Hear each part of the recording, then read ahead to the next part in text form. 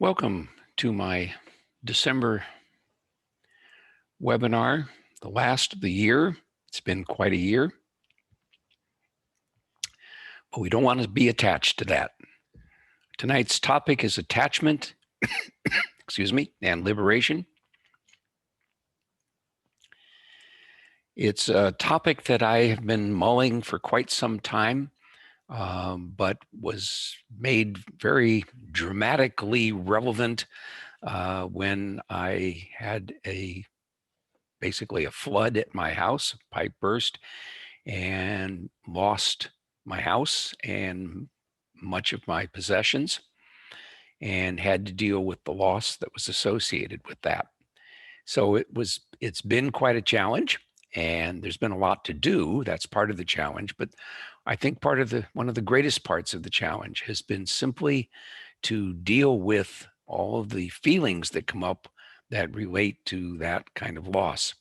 So I was thinking a lot about attachment and what that means to us.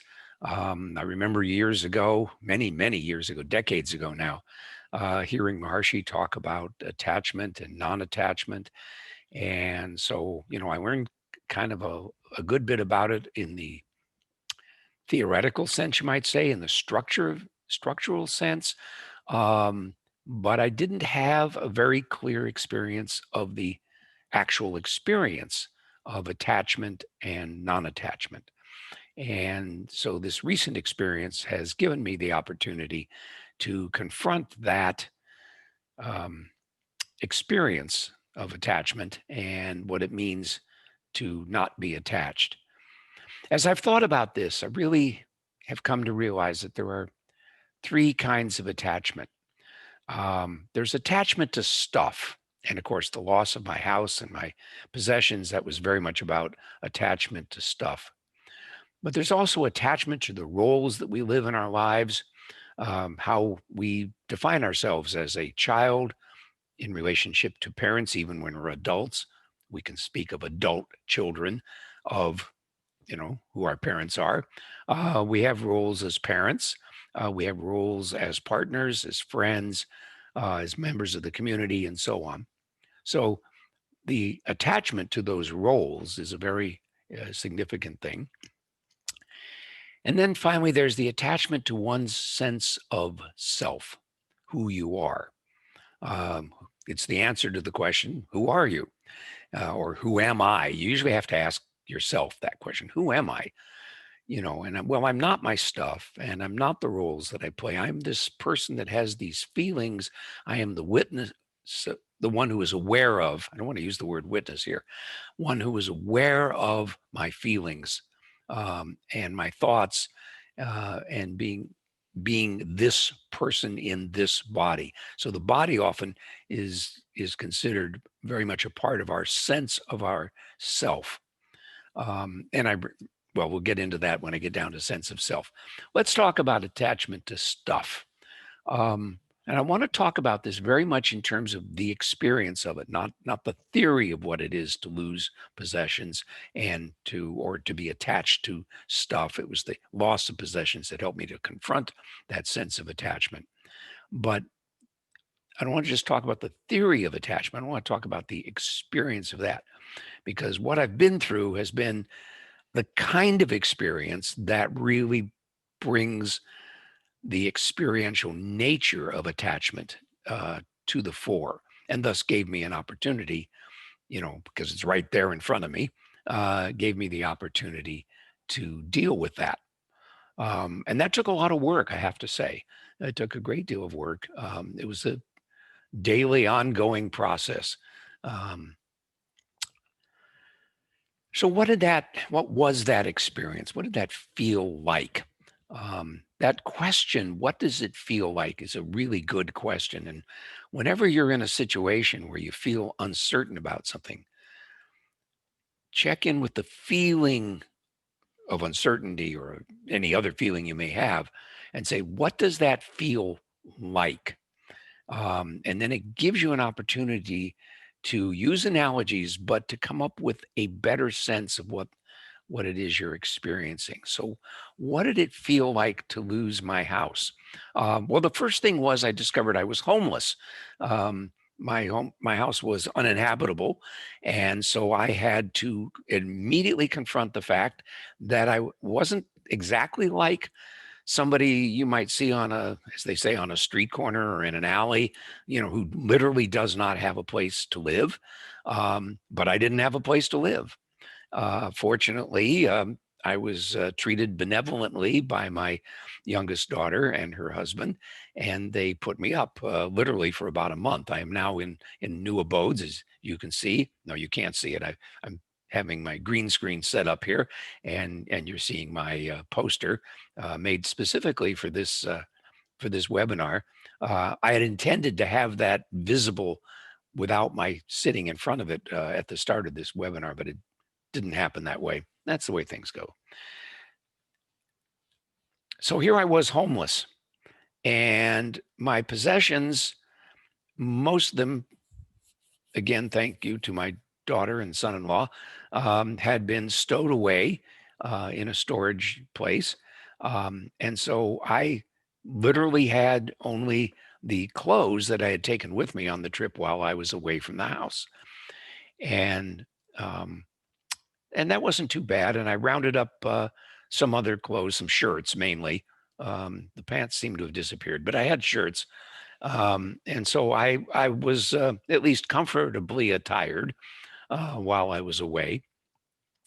But there was this sense of I no longer had that stability that was provided by my life in my house and having my comfortable possessions around. Everything was displaced.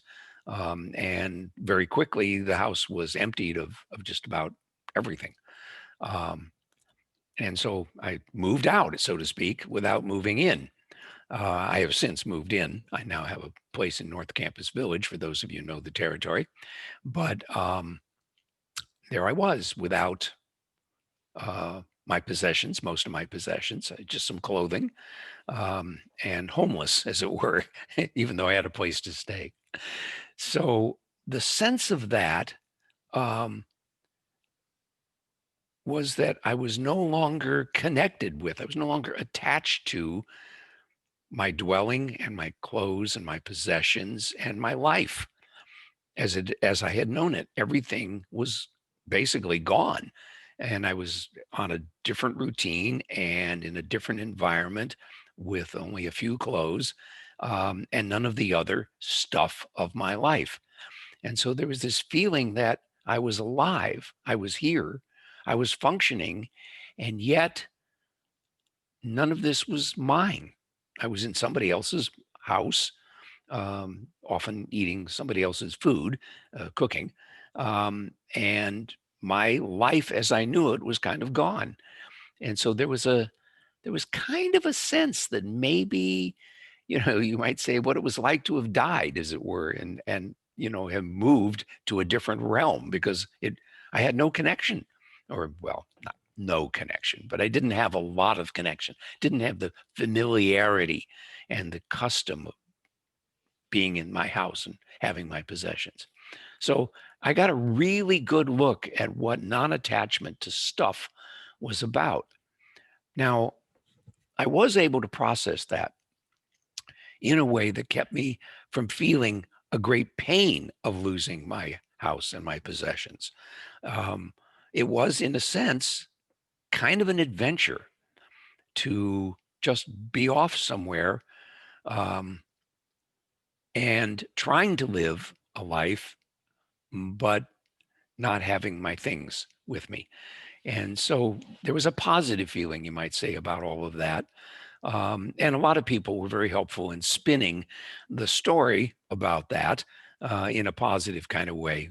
People telling me in with good intention, it's okay. Everything's for the best. This will all work out, and you'll have something even better than you had before.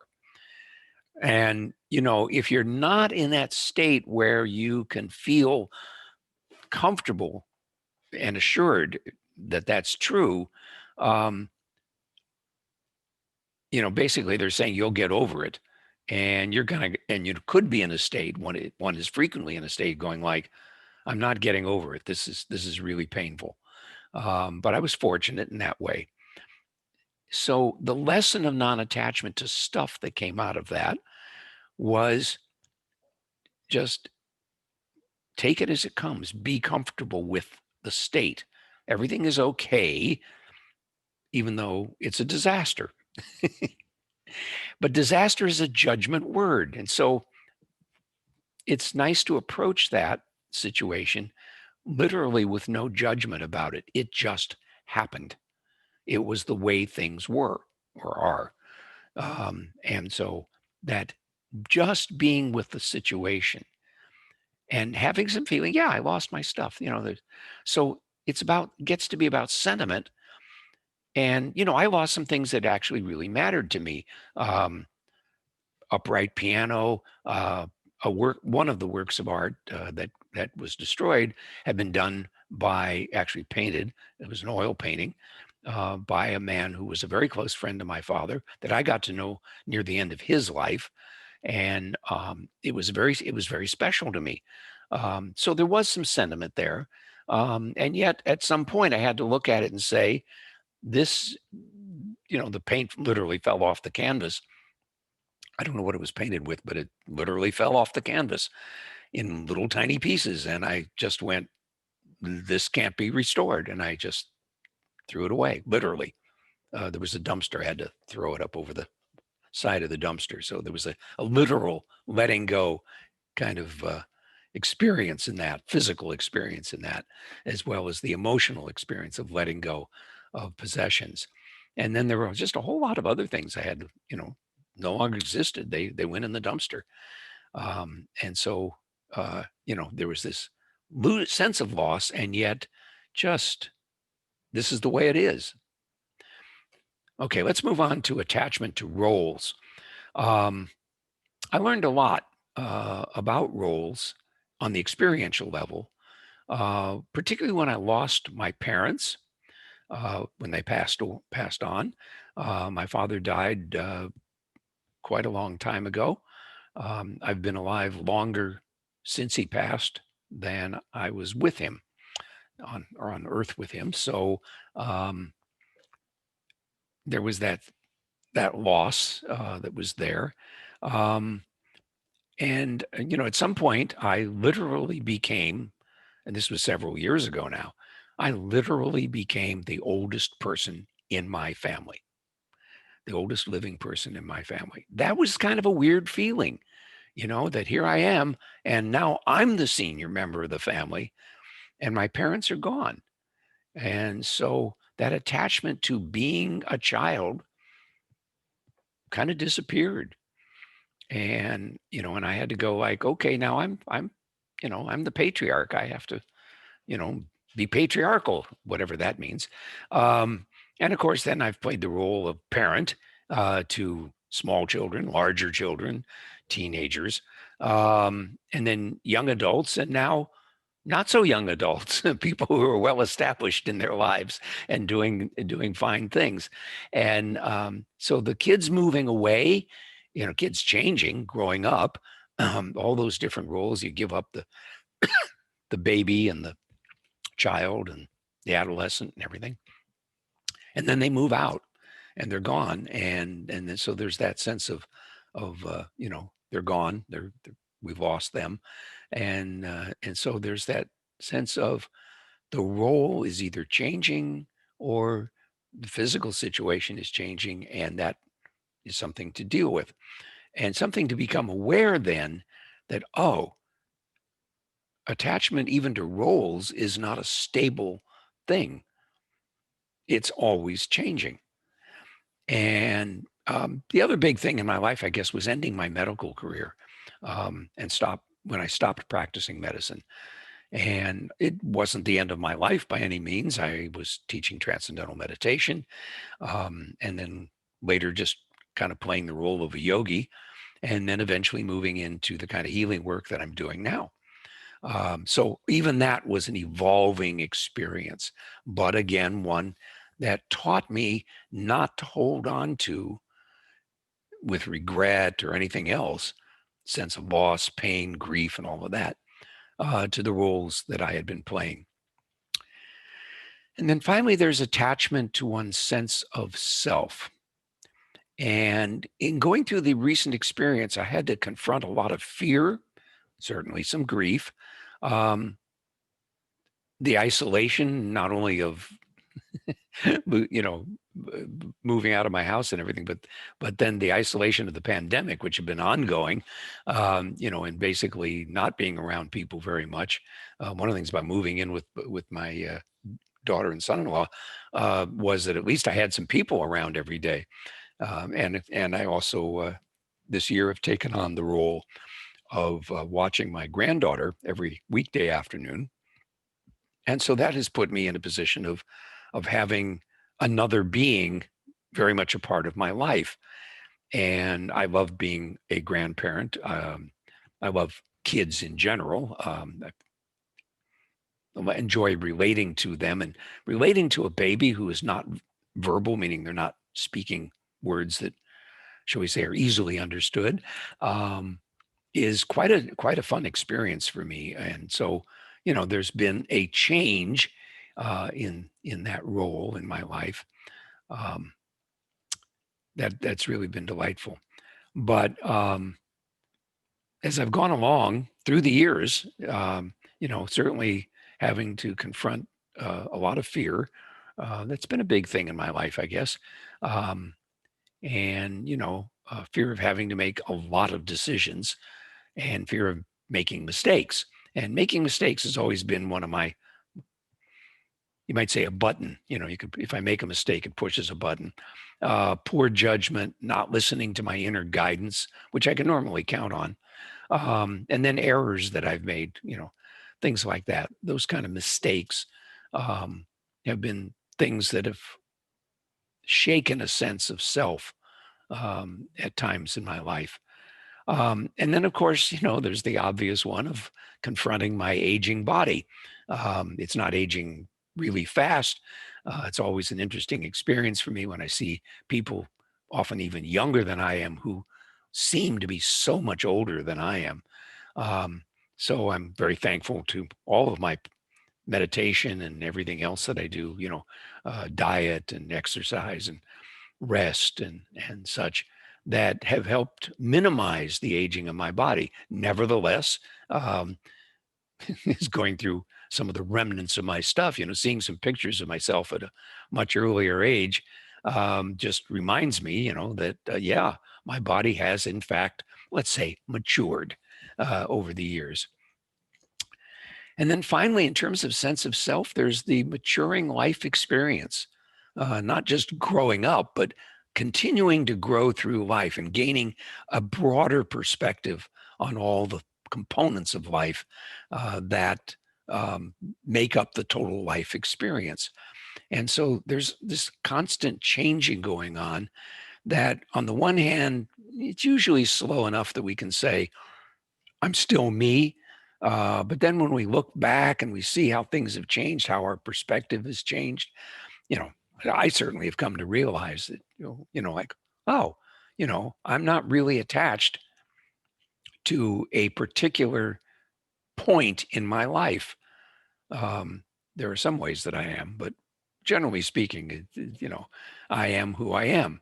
I feel youthful or younger, more like 50 than, maybe not 25, but 50, but not anywhere near my age as I see other people um, frequently.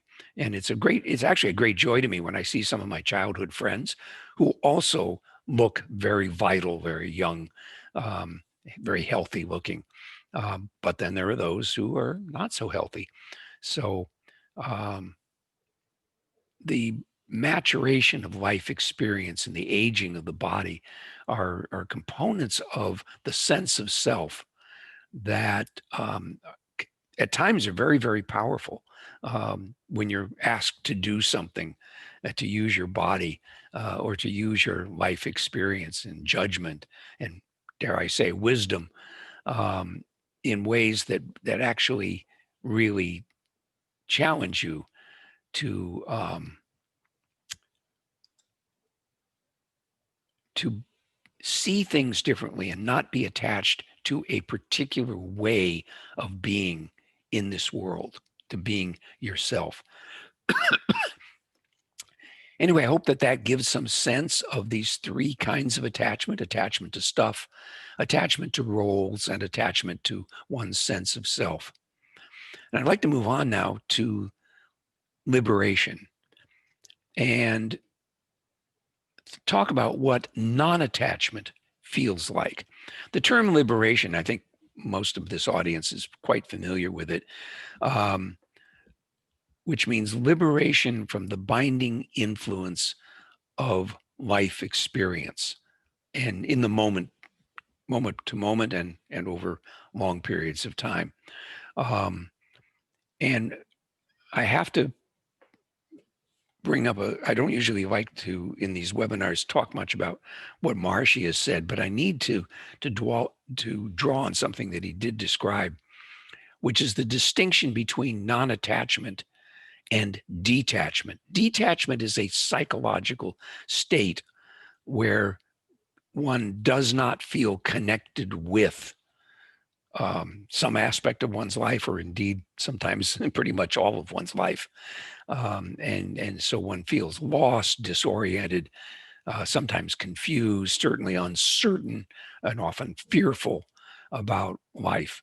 Um, that's a state of detachment. It's a psychological state. But what Maharshi is talking about as non-attachment is not being bound to the experience that we have, that he describes it in one of the ways he describes it is the self is not overshadowed, not lost to thoughts, feelings, and perceptions. So the self is maintained, this sense of who I am as a witness of experience, but a detached witness of experience. Things just happen. Now, there are feelings, but one is also a witness to the feelings. So one continues to function as a human being, and yet the inner experience is that life is just going on. It's like watching a movie. And you get engrossed in the movie, but not overshadowed by the movie. One of the early analogies we used for that was that when you go into a movie theater, at first, there's nothing on the screen and you only see the screen. But then when the movie comes on, you see the movie and you don't see the screen. And so the state of non-attachment is the capacity to have a dual experience of the screen and the movie at the same time. So you can live your life, you're not detached from it. You can live your life and yet be separate from that experience. And my sense of that is that life just happens and there is bliss, which is a state, not really a feeling. Bliss becomes blissful when it comes into the field of activity. So yes, the blissfulness is there when, and hopefully it's, you know, as one gains enlightenment, it becomes an all-time experience. That's the theory of that. On the way, it's just that life's experience becomes very blissful. And so the bliss is there as that underlying state of experiencing. So it's the basis. You might say it's the screen, and then everything else is what's projected onto the screen. And it's a very delightful experience. And in confronting the loss of my house and possessions, um, and all the changing roles and everything else, and my own sense of self as I've aged and changed and grown in life's experience, is that there is a non-changing field within me. And that field is bliss. And then everything else is the movie. Everything else is going on. Excuse me a second.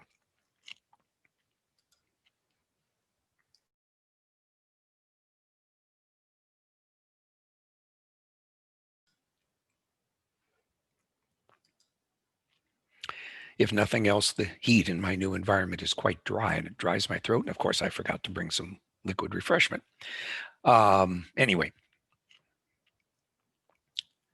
life as an ongoing experience on the field or the screen on the basis of bliss consciousness. So when we are brought to confront our attachments by life's experience, so that we realize, oh, I am attached to this, I am sentimental about that, or I'm hurt by the loss of that, or I'm afraid of the changes that are taking place, or I'm grieving for what I've lost, or for all the other things that give us uncomfortable feeling in life. When we're forced to confront those things, it's an opportunity to recognize our attachments.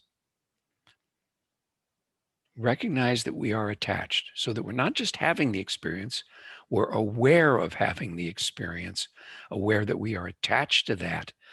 And then it becomes a natural process, really, particularly if we are experiencing transcendence, that the natural process that we just experience life. It just happens. We have feelings about it. We have thoughts about it. We are involved in it. And yet we are also in that state of bliss that is non-changing.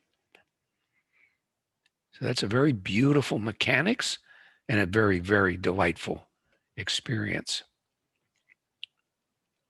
So at this point, I'm going to end my discussion, see if anybody has any questions.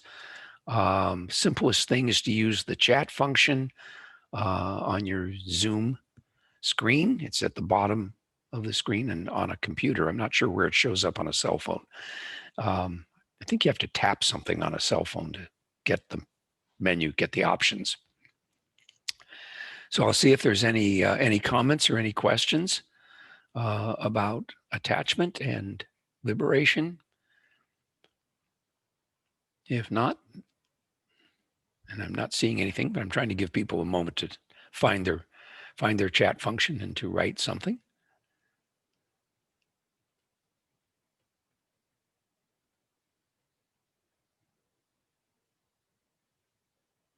Okay.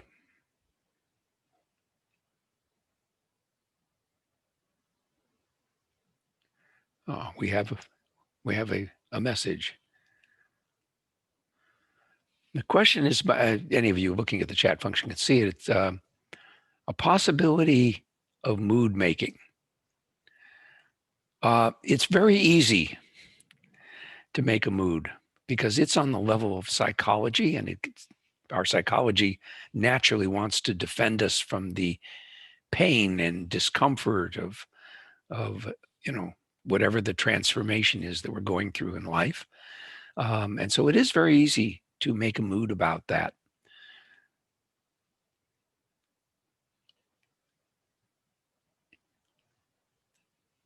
The thought about recognizing that we're attached to something needs to be followed up, at least in my experience, it needs to be followed up with meditation and, for me, other techniques that help to transform the experience from one of attachment to one of liberation. It just happens. It's going on. And I don't know how to specifically say we defend against mood making, other than just to be aware of that too. You can ask the question, am I making a mood of this, or am I really having an underlying experience? I think just asking the question goes a long way to keeping us from making mood. I commented as I was going along there about people saying, "Oh, it's all good. This is all good. Good will come out of this," and so on and so forth. And that's closer, you might say, to mood making. If you just say, "Oh, this is good. It's all good," particularly if you say it to yourself, you have to actually experience that it is good. You have to actually be there, and not detach from the experience. You can still have the feelings. You can say, oh, this is really quite a change. This is wow. I've got a lot of feelings about this. I'm feeling loss and grief, and I'm feeling hurt, and I'm feeling scared, and I may even be angry, um, which is usually just a defense against being hurt. I may be having all of those feelings, and so that's okay. You can have those feelings, and just be with the experience of um, the changes that are taking place and feeling the bliss that underlies that.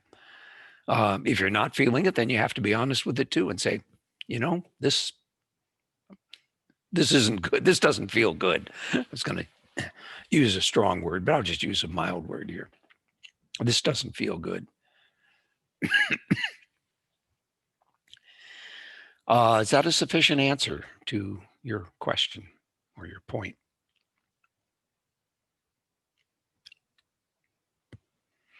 Okay.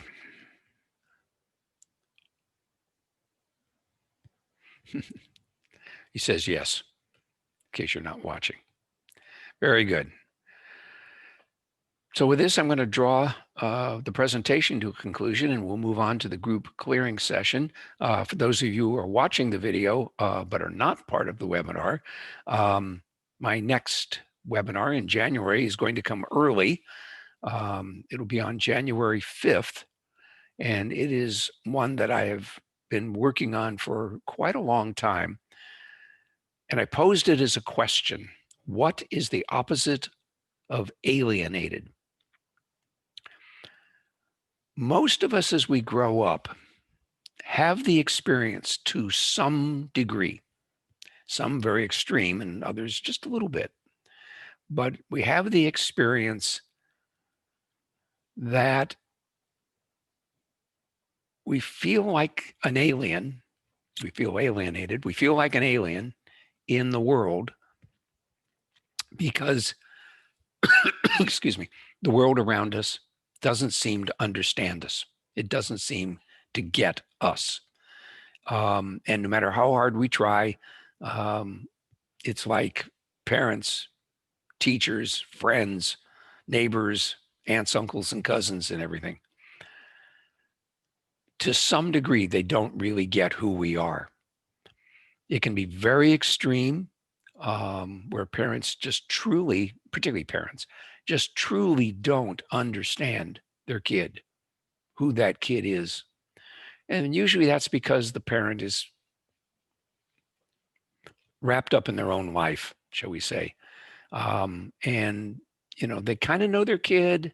They think they know their kid, but there are surprises in there that they're not getting. And what they're not getting is that the kid feels alienated. So that's what the topic for next month will be. And again, that's going to be on January 5th. So look forward to your joining in.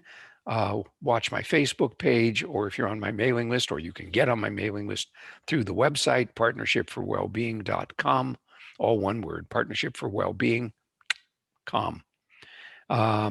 And you can find us on the web that way, and it's at the bottom of the homepage and also on the events page. And I am notorious about posting these things very late, but I will do my best. Okay. So with that, I'm going to end the recording of the